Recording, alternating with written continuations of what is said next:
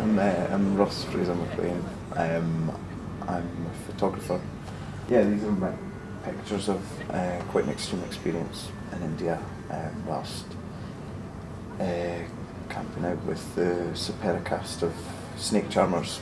The reason they worship the snakes is that they actually worship Shiva, who's a deity of Hindu religion, and he wears a black cobra around his neck, and he's got the power of the cobra, and so they, believe in themselves as being like a reincarnation of this deity, and they practice his ways, and now that it's illegal to keep snakes in India, they're now kind of demoted that their role is that of snake catchers, So, and I really knew from the get-go that these guys couldn't really be trusted. If they say that their house is 10 minutes around the corner and it's 3.5 hours out of the city, it's pretty clear. But it's that whole thing of like being away somewhere you want to kind of live these adventures.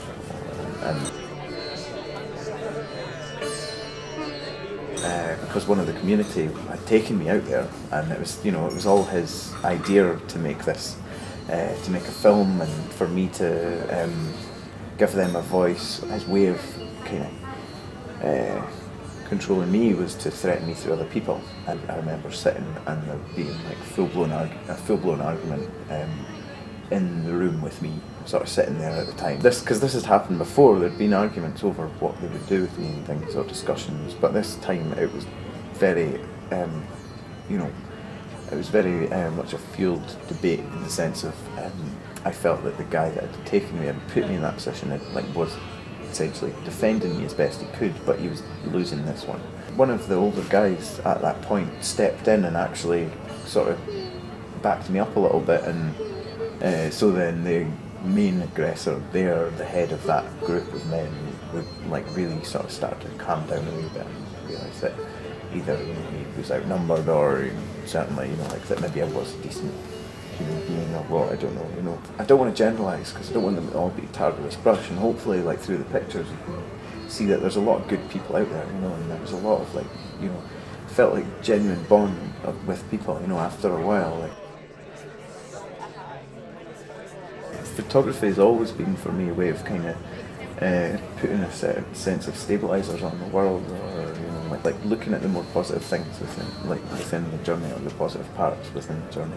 Trying to sort of make sense of it all through the pictures. That was almost as as intense as the actual experience of taking them was, then having to relive through it again and face up to a lot of it as well. And the ironic thing about the technicalities of the exhibition of it is it's using it as an old-fashioned form of photography now, where you're shooting on this, you're shooting on a film, and then producing the prints from that, and then I've been very clear to leave the natural edge of the neg and things. There's no cropping on the original shot of what's been seen, so some of them could feel a bit awkward maybe.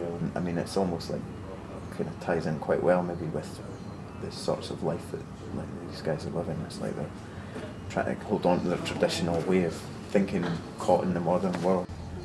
Ross's work has received some significant media interest, as you might be aware. I was fortunate to see the photographs without knowing any of this, and I found myself intrigued as I looked at them to find out about the context behind the photographs.